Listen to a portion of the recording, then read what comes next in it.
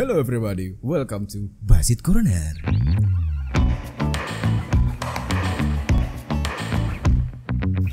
Halo, assalamualaikum warahmatullahi wabarakatuh. Kembali lagi di Basit Corner bersama gue Hairul Basit. Kali ini gue kedatangan bintang tamu dari BEM Fakultas UMT. Tepuk tangan dulu dong. Woi, tepuk tangan dong. Yes. Nah, oke. Di sebelah gue udah ada siapa namanya? Ya, nama gue Osan. Namanya Osan. Di sebelah gue udah ada Osan dari Ketua BEM Fakultas Ekonomi. Ya, siap. That's good. Lu di UMT sebagai BEM itu lu udah berapa lama? Bisa lu ceritain juga? Ya, gue dari di BEM ya, dari semester 1, Bang. Dari semester 1? Iya. Awal masuk kampus terus tergugah hati lu untuk langsung masuk BEM atau lu ditawarin atau gimana? Awalnya gue juga nyari info ya, karena untuk kegiatan jadi mahasiswa itu khususnya di kampus UMT ya banyak sekali. Gak hanya BEM, itu ada UKM dan juga yang lainnya. Jadi awalnya gue sempat tuh daftar juga himpunan yang di prodi gue, tapi gue nggak serius ke situ dan langsung ada juga pendaftaran di BEM. Jujur gue dari awal masuk kuliah itu gue nggak tahu organisasi kampus itu seperti apa. Iya. Bahkan sempat gue sekolah pun nggak pernah ikut organisasi sebelumnya. Lu nggak tahu-tahuan acan lah. Iya jelas. Terus akhirnya ya gue di samping kuliah yang jadi mahasiswa itu yang kata orang kalau nggak ikut organisasi kan kupu-kupu ya, kuliah pulang gitu. Iya, itu gue. Iya.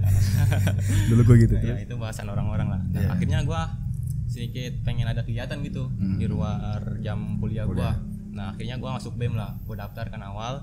Dari situ gue ikut seleksi dari tahap ke tahap, selection dari BEM, ada juga seleksi pelatihan kadernya. Ya akhirnya di semester 1, di pertengahan semester 1 gue lolos di BEM. Itu langsung jadi ketua BEM atau jadi anggota dulu? Enggak, di awal gue masuk itu jadi kader biasa, Bang. Kader biasa. Iya. Ngapain aja di situ? Ya sebatas hanya mengikuti beberapa kegiatan yang ada di BEM dulu. Jadi belum masuk struktural inti, bahkan masuk divisi atau departemen tersebut. Belum. Jadi pada saat lu pertama kali masuk ke anggota, acara apa yang pertama kali lu pegang?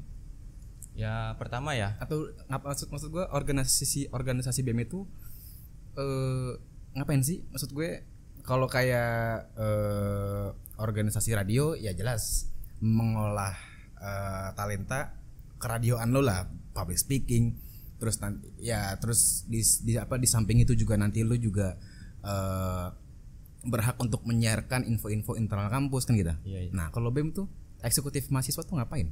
Oh iya. Apa sih yang diurusin gitu? Oh, jadi sedikit ya penjelasan tentang BEM yang gue tahu nih. BEM itu kan Badan Eksekutif Mahasiswa. Yes. Nah, kalau di kampus kan kalau diibaratkan sebuah negara itu miniatur negara, Bang. Yes. BEM di badan eksekutifnya. Nah, kalau di negara kan adalah pemerintahannya gitu kan. Yeah. Nah, di BEM sendiri itu sebatas kegiatan yang dimana di situ menyuarakan semua aspirasi mahasiswa Dalam bentuk apapun. Keluh kesah terhadap universitas, bahkan kalau tingkat gua kan fakultas gitu. Jadi kegiatannya pun agak unik ya, banyak juga sih di BEM. Ada kegiatan misalkan contoh ada beberapa departemen juga sih di BEM ini. Ya contohnya departemen Litbang, penelitian dan pengembangan. Yes. Di situ ada program kerja untuk meneliti dan mengembangkan kapasitas dari mahasiswa itu sendiri. Untuk khususnya di kader ya, kader BEM sendiri. Ya ingin public speaking, di situ kita bisa memfasilitasi untuk acara tersebut.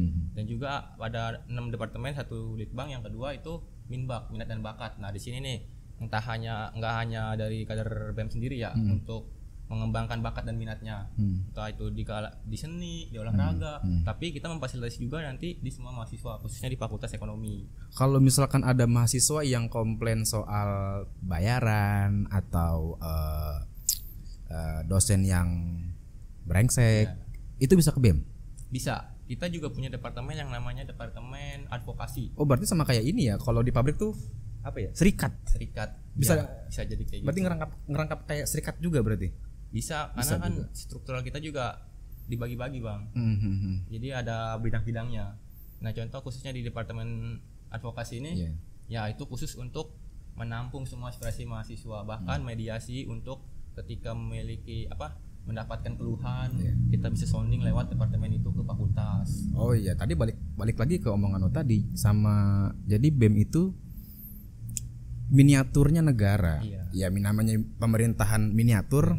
Kan pemerintahan juga kan semua ada, ya kan, entah keluh kesah yang ditampung aspirasinya melalui DPR. Berarti lo kalau di kampus tuh perumpamannya kayak gubernur. Ya betul. Karena kan lo kan BEM fakultas, kan. Nah, ada nggak? Jadi pada saat lo jadi anggota sampai lo jadi BEM berapa lama? Bisa kan dari anggota nih, iya. terus lo jadi ketua BEM. Sekarang ketua kan? Iya, ketua. Nah, berapa lama lo? 1 tahun bang. Setahun. Iya. Itu demokrasi dipilih sama teman-teman mahasiswa. Ya di ADRT jelas itu dipilih secara pemilihan raya. Pemilihan raya, iya. Banyakan orang. Jadi satu BEM untuk jadi ketua BEM fakultas berarti yang milih cuman rakyat di fakultas itu doang. Kalau misalkan berarti presidennya ada lagi? Ada lagi, itu tingkat universitas. Itu dia berarti ngekepalain BEM fakultas juga. Iya. Lu mau nggak jadi? Masih gimana ya? Masih ntar aja kali ya. Belum ada tujuan ke sana lah. Masih belum tujuan ke sana. Tapi kan lu kan berarti lu dari selama lu menjabat jadi ketua BEM fakultas, ya kan? Itu lu udah berapa lama? Gua dari terpilih itu di Februari tahun ini. Berarti Februari tahun depan setahun gitu ya. Yang presiden juga setahun juga tuh. Presiden setahun. Setahun juga. Setahun juga. Kalau misalkan mahasiswa ada demo, iya. Jadi kalau mahasiswa ada demo itu sebenarnya dipaksa atau emang gerakan hati mahasiswa aja? Atau itu dipaksa sama BEM fakultas dan presidennya, atau emang gerakan dari mahasiswa aja atau gimana? Oh, kalau untuk soal demo ya, yeah. Kita tergantung isu juga nih bang. Ada isu nasional, ada juga isu daerah ya. Yeah. Yang dimana kan itu sebelum kita pengen aksi itu ada konsolidasi dulu terlebih dahulu kan antara BEM universitas dan juga BEM fakultas untuk mengarahkan massa. Nah untuk persoalannya pun kita itu dibahas di konsolidasi. Iya, bagaimana agar aksi ini berjalan lancar, tuntutan kita juga diterima. Nah untuk ajakan dari masa ya mahasiswa sendiri, itu kita nggak ada paksaan, kita hanya sebatas konsolidasi, mengajak kawan-kawan, jika memang bersedia silakan, dan juga tidak masalah. Tapi kebanyakan dari mahasiswa sekarang mungkin ya nalar kritisnya terlalu tinggi, jadi banyak juga yang daya kritis gitu. Daya kritis terlalu tinggi. Makanya banyak juga yang nanya ketika ada isu ini kita belum membuat konsolidasi, mereka udah nanya ada aksi nggak nih gitu kan. Waduh, kecepetan loh. Iya makanya. Nggak ada apa-apaan lo diminta aksi aja. Nah, gue juga sempet denger ada mahasiswa yang demo tapi dibayar. Lu pernah denger gitu? Ya, gue denger sering. Nah, itu kayak tapi lu pernah ngalamin itu nggak? Atau lu jadi pelakunya atau gimana? Oh, kalau itu gua jujur ya bang, gua nggak pernah selama ini aksi atau dibayar atau bagaimana itu ya. Ya, gua ikut aksi ya real aja gitu. Emang dari hati, emang ada ajakan, terus emang gua mau beraspirasi, and then let's go lah gua demo. Pertama gua sebagai anggota BEM, otomatis gua memfasilitasi atau mengepalai ya mahasiswa di fakultas gua untuk aksi. Contoh di isu kemarin tuh Omnibus Law dan RKUHP. Yes. Nah di situ gua juga nggak tahu yang di atas bagaimana, entah itu dibayar atau enggak ya soal aksi ya, gua nggak tahu karena gua di situ posisinya bukan kepala dulu, masih sebatas anggota. Yang dimana memang dari gua pribadi itu nalar dari gua sendiri terkait daya kritik gua ya terkait pemerintah yang dimana menetapkan atau membuat undang-undang itu tidak pro dengan rakyat. Nah jadi ya gue tersentuh aja gitu. Akhirnya sebagai mahasiswa, sebagai agen of change, agen of control gitu kan, agen of change untuk masyarakat perubahan, dan juga agen kontrol ke pemerintah, mengingatkan ketika memang dia melenceng tugas-tugasnya. Ya otomatis gue tergerak di situ bang. Jadi sampai saat ini untuk aksi atau dibayar atau enggak, gue belum pernah ngerasain. Lu belum pernah ngerasain dan belum pernah nemuin itu. Belum pernah nemuin gue. Karena gue pernah, jadi ada gue punya sepupu adalah dia di salah satu universitas terkenal lah di Jakarta Barat lah gitu kan. Nah terus dia ini bukan tipikal yang daya kritis untuk ke pemerintah tuh nggak tinggi banget, biasa aja. Tapi dia level ajakannya lebih kepaksa. Kalau lu ikut nanti semua nih bakal dapat cepet apa 200.000 gitu. Nah, gua nggak tahu, tapi gua nggak nanya lebih lanjut itu yang ngasih siapa, caranya gimana. Pada akhirnya sepupu gue ini akhirnya ikut demo di HI dan nggak ngapa-ngapain di belakang, ya gitu-gitu aja. Dan tahu, nah abis itu pas ditanya terus lu dapat duit dari mana? Ya dari temen aja dikasih cepet beneran. Ya udah buat beli rokok. Gitu. Iya. Itu lu belum pernah nemuin sama sekali. Kalau gue ada pribadi ya, gue belum, dan gue juga belum pernah ngerasain nerima kayak gitu, belum pernah bang. By the way lu semester berapa sekarang? Gue semester 5. Semester 5. Iya. Oh, iya. Ya soalnya gue kemarin itu soal apa ya, terakhir tuh demo yang gede tuh. Iya, yang Omnibus Law bener ya? Law. Iya, soalnya juga ada beberapa teman gue yang bilang dapat bayaran juga. Nah, tadi lu bilang lu nggak tahu kalau atasnya dikasih atau enggak. Itu atasnya itu siapa? Ketua BEM yang presiden kah, atau dari ada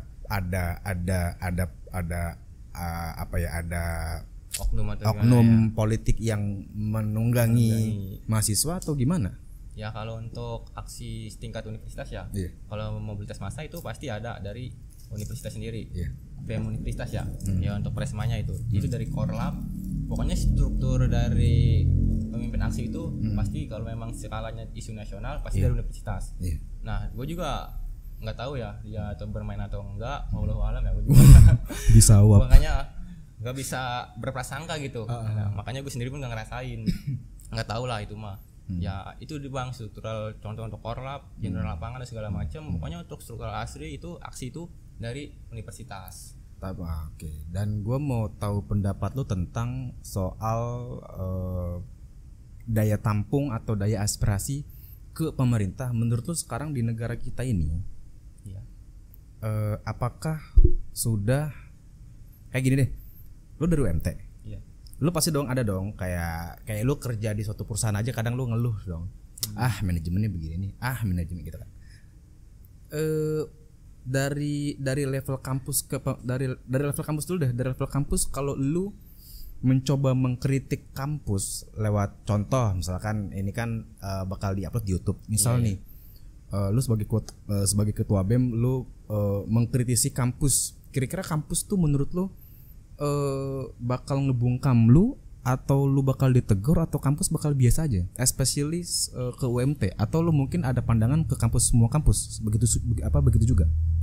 Ya, itu tergantung dari kritikan kitanya sih, tuntutan apa. Jika memang itu benar-benar merugikan dari fakultas universitas sendiri ya, mungkin otomatis bakal itu bentuk teguran DO atau segala macam pasti ada di ketua. Tapi kita balik lagi, untuk tuntutan itu, kritisan itu benar-benar konkret enggak tuntutan kita, sesuai data. Kritikan gitu. Lu konkret apa enggak? Sesuai data. Kalau memang itu sesuai data, sesuai fakta yang terjadi, kita berani.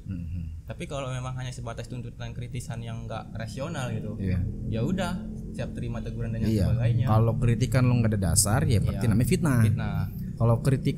Kalau gue bicaranya kritikan yang sesuai fakta tapi tajam. Misalkan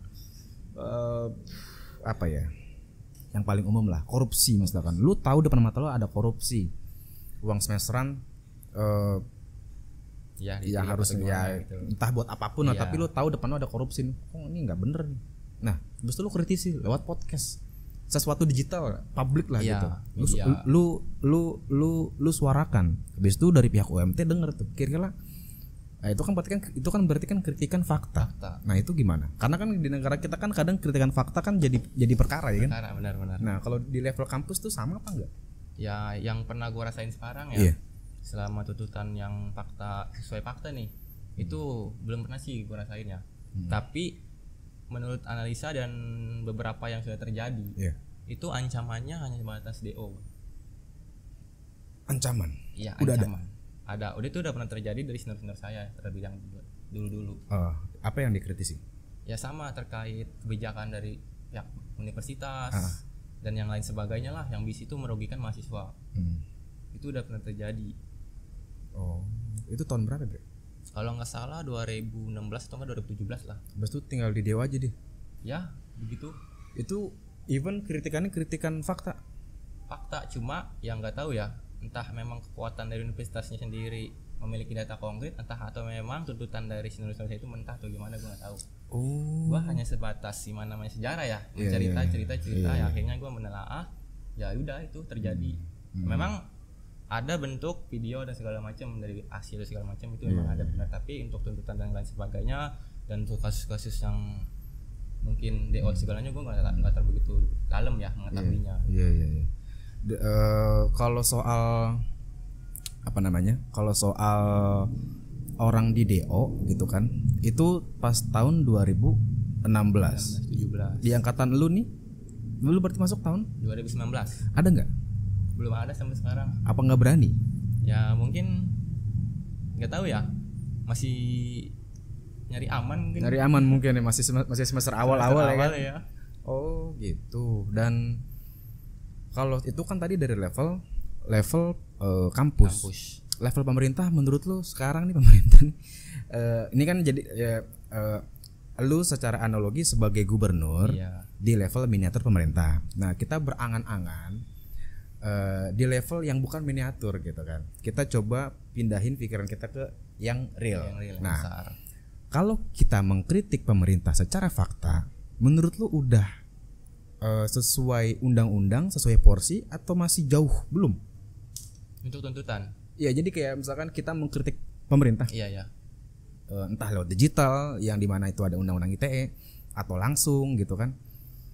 Sesuai fakta dan itu kriminal tepatnya. Kan banyak tuh kasus-kasus yang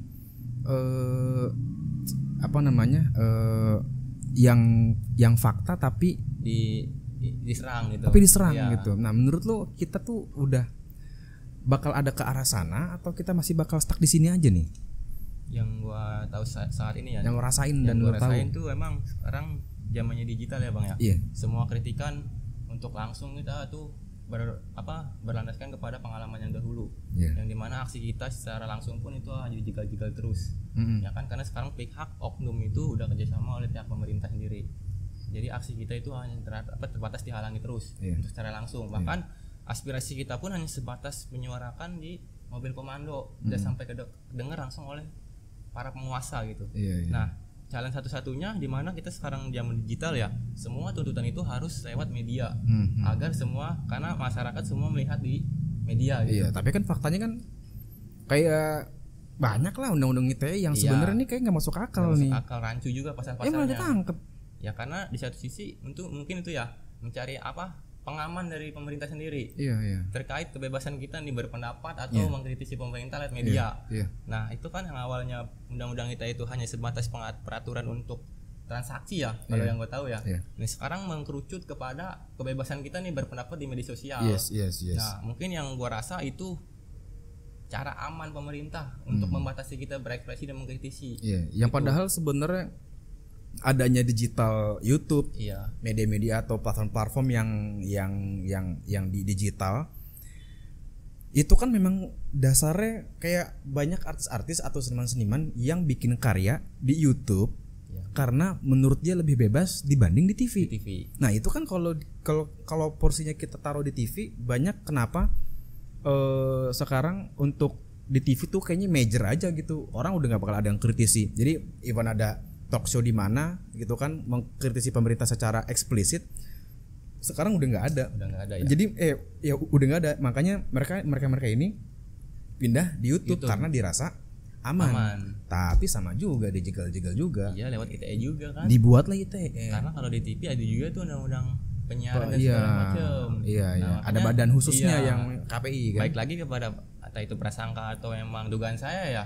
Ya asumsi saya berpikir bahwasanya emang undang-undang ITE ini sebagai pelindung pemerintah anti kritis di media sosial. Iya, dan itu ya apa bedanya sama zamannya Orde Baru? Nah, makanya mungkin ini ya order baru, order baru kali ya. Orde Baru reborn.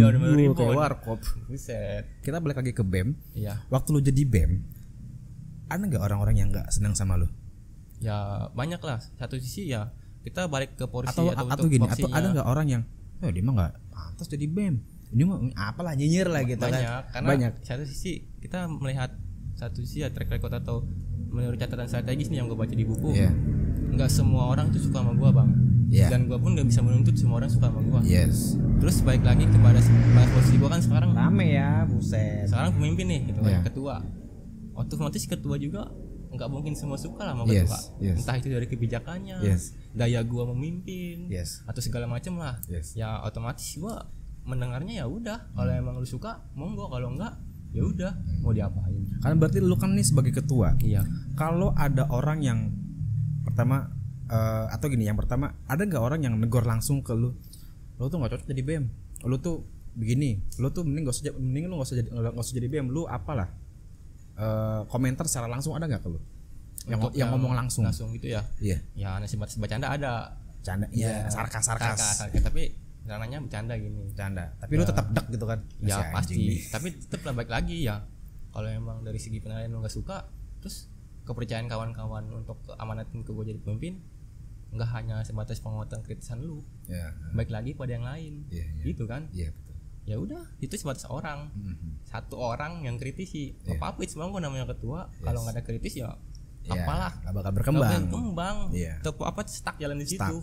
Makanya gue juga butuh kritisan, tapi yang kritisannya yang punya solusi, yang ada apa namanya yang rasional dan juga untuk BEM kedepannya lebih baik, jangan hanya sebatas kritisan personal, nyerang diri, gitu kan maksudnya, bahwa contohnya keluarga dan lain sebagainya lah, itu diserang dibawa ke ranah internal, nah itu kan nggak pantas kan. Makanya kalau memang kritisannya sebatas kebijakan gua, program kerja gua terima, it's okay. Tapi itu lebih masukan banyak ada sampai ke keluarga enggak, kalau itu enggak, mungkin kalau kebijakan ada, kalau kebijakan terus progres gua di BEM itu banyak sekali kader-kader yang mau masuk gua ya, ini kedepannya gimana oh oke, itu sebatas masukan dari gua, ntar kita bikin lagi kedepannya gini, oke, kita evaluasi lagi kinerja gua yang kemarin yang jelek atau gimana gitu.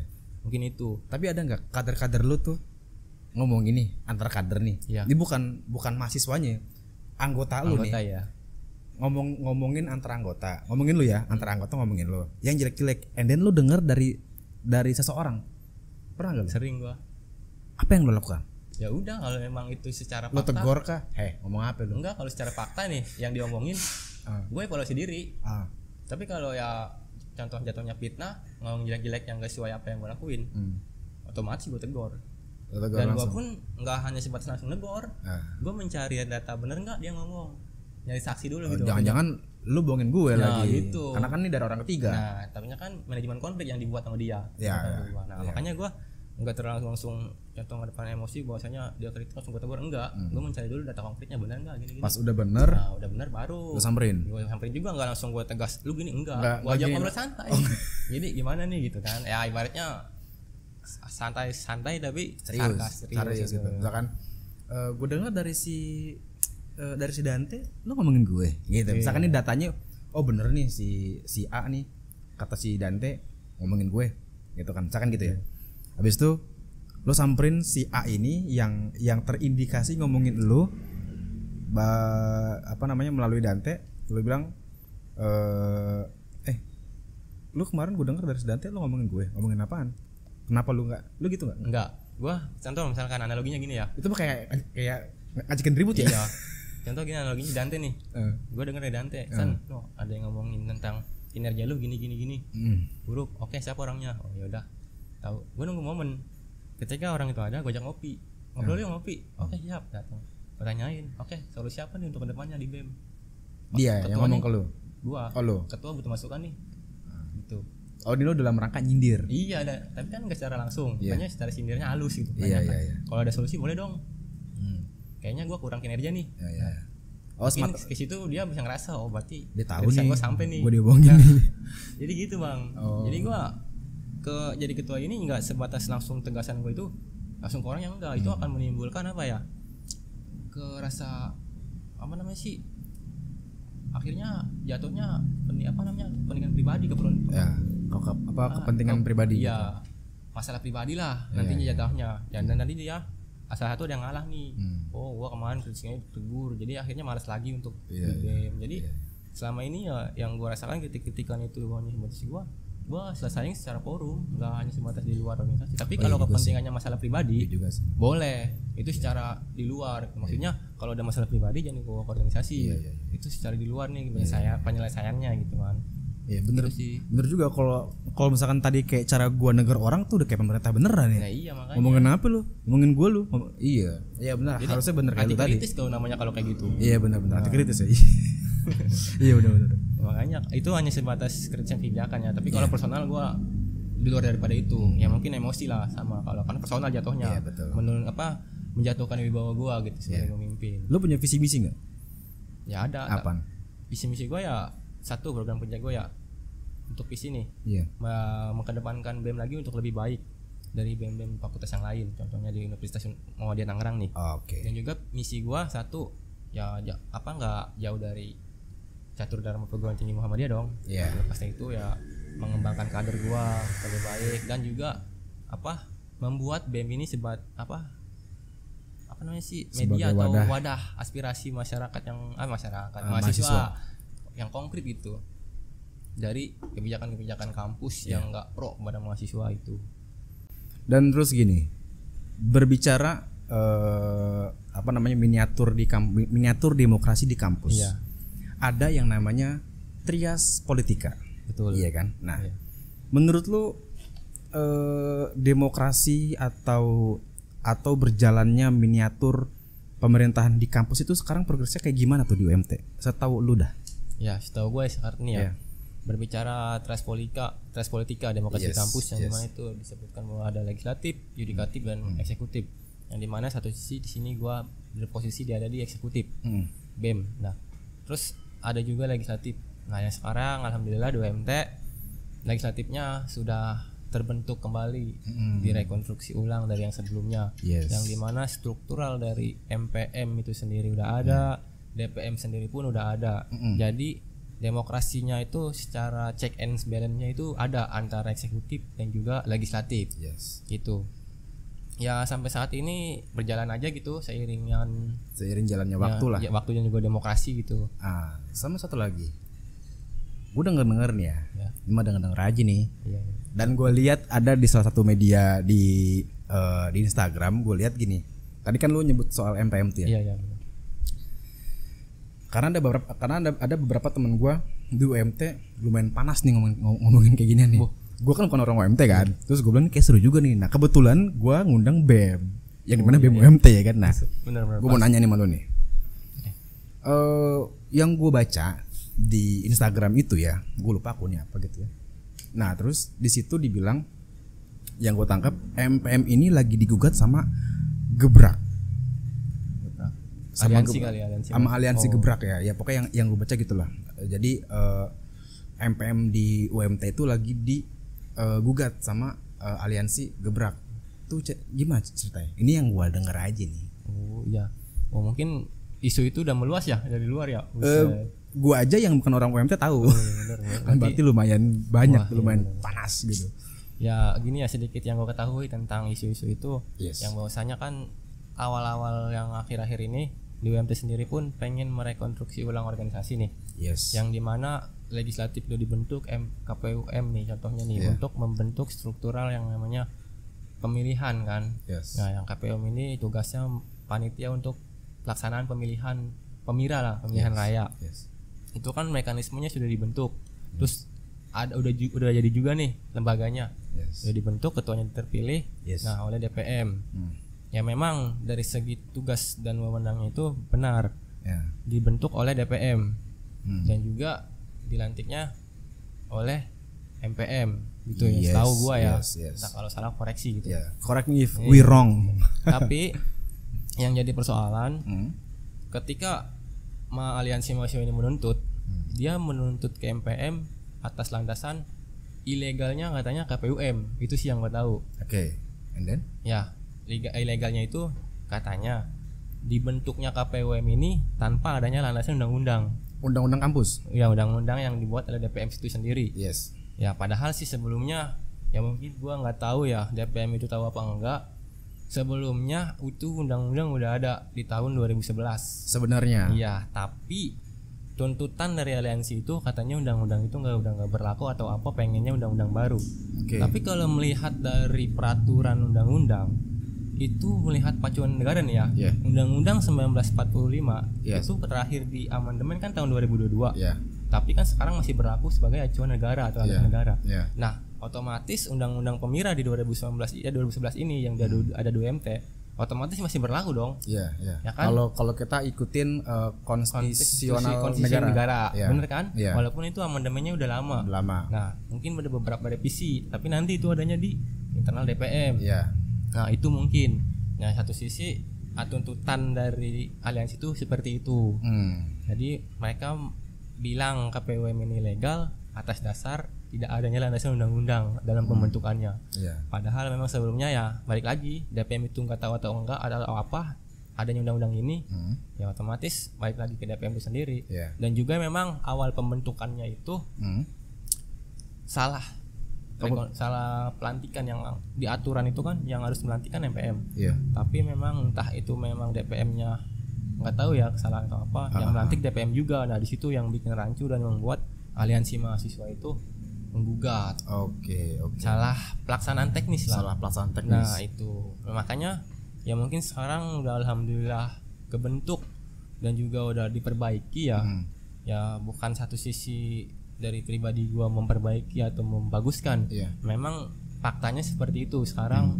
Ya mungkin bisa dimaklumi lah dalam berorganisasi kan. Apalagi kita satu sisi miniatur negara itu tempatnya wadah belajar gitu. Wadah belajar. Nah satu kesalahan pun ya nggak masalah lah. Karena jatuhnya belajar gitu. Kalau kita pengen bener terus nggak bisa. Bener kan? Nggak ada konsekuensi terburuk kayak kalau di realnya kan pemerintahan kan harus dampaknya ada real, entah di sosialnya, entah mungkin lu kena hukum gitu kan. Kalau di kampus kan ranahnya belajar, media belajar aja sebenarnya untuk nanti kedepannya pelaksanaan sebenarnya itu di negara. Betul. Dan juga nggak apa namanya, walaupun nggak ada konsekuensi tertentu, tapi kan memang seharusnya kan dijalankan dengan sungguh-sungguh sesuai tupoksi dan tugas dan wewenang itu sendiri. Betul. Ya gimana ya, namanya mahasiswa banyak belajar. Betul. Salah sedikit ya harap maklum. Cuma kan satu sisi konteks dinamika dalam suatu organisasi apalagi demokrasi kampus pasti ada. Nah, makanya nggak habis pikir nggak terlepas daripada itu.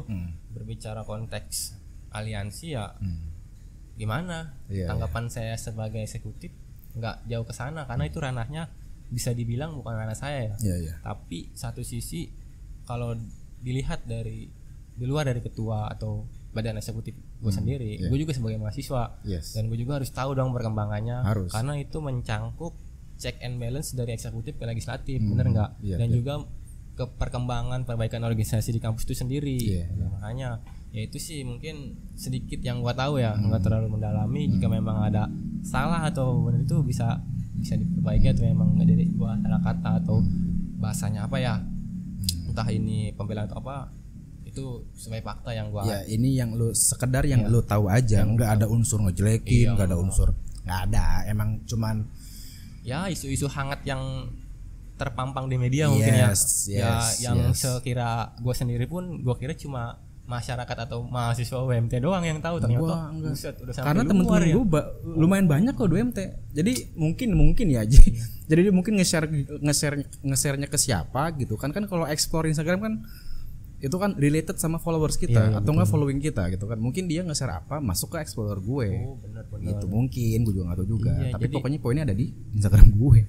Jadi apa ya, asumsi gue terlalu apa ya mungkin apa sampai tuh? Keluar gitu ya isu-isu karena internal. Iya, karena mungkin panasnya tuh sama kayak kegaduhan, walaupun ini miniatur ya, mungkin kegaduhan ya ibarat kata kegaduhan negara sebegitu besarnya, tapi ini kegaduhan yang sebegitu besarnya masuk ke miniatur sama bener. Apalagi nanti tanda kutip di pelaksanaan miniatur aja kayak gitu, apalagi nanti terlaksana sesungguhnya gitu di negara betul kan. Betul. Ya, jadi sebagai acuan juga sih di miniatur ini. Ya baik lagi, sebelumnya gua ngasih saran masukan ya.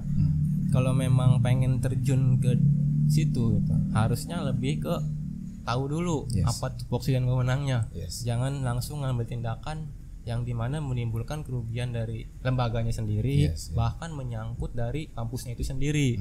Nah itu sih, jadi sebelumnya ya harus dikaji matang dulu nih untuk pembentukan ataupun lah agenda-agenda terkait yang ada di lembaga itu sendiri gitu. Jadi jangan langsung ngambil tindakan yang dimana hasilnya nanti merugikan. Bahkan nggak hanya merugikan dari lembaga dia atau kampus, semua mahasiswa pun yang tadinya ingin melaksanakan sebuah demokrasi ya yang namanya pemira gitu, akhirnya terlambat waktu, bahkan proses dan sebagainya lah. Jadi sangat, menurut saya sih sangat benar-benar sama ini sama postingan-postingan yang related sama postingan itu. Ada juga di komennya gini, dibilang MPM nggak berjalan dengan sebagaimana mestinya. Ya kalau bisa dibilang bener sih, itu kan sebuah kritikan. Ya kalau memang itu fakta, karena dari gue sendiri pun melihat ke ranah MPM ya terlalu jauh, karena dari segi tupoksi pun eksekutif nggak bisa dong mengawasi MPM kayak gimana, bener nggak? Iya. Kalau sebaliknya boleh. Bisa dibilang ini gak sih independen? Independen. Iya gak sih? Ya dia independen enggak, cuma kan satu sisi lembaga legislatif juga, dia bisa mengawasi eksekutif. Jadinya ranahnya kalau memang gue berkomentar dari komentar itu benar katanya, berarti jatuhnya gue bisa mengawasi MPM dong sebagai eksekutif. Nah jadi gue nggak bisa jawab pertanyaan itu karena kalau diutarakan ke MPM boleh itu bisa, karena satu sisi tugas dia itu mengawasi eksekutif. Tapi kalau setahu gue progresnya ya dibilang tadi, kalau sesuai tupoksi dan wewenang ya belum maksimal karena ya mungkin nggak tahu, dia belum tahu itu MPM apa dari segi strukturalnya nih, orang-orangnya nih, SDM-nya, dan juga emang nggak tahu ke belakangnya atau di balik belakang itu apalah kan, ada apa dan siapa gitu. Karena satu sisi gua memikirkan lembaga gua pun belum sempurna gitu, benar lah gitu, sebatas apa ya, berjalannya aja. Ketika memang ada persoalan ini ya gua tahu gini, tapi untuk mendalami ke sana bukan ranah gua gitu. Oke. Kecuali satu sisi mahasiswa biasa nih gua, ya gua berhak dong mengkontrol kinerjanya DPM dan MPM, karena satu sisi dia perwakilan gua nih di atas ya kan, mahasiswa. Sama ya, contohnya kalau di negara kan rakyat ya kan, DPR mahasiswa gitu. Adalah rakyat sama.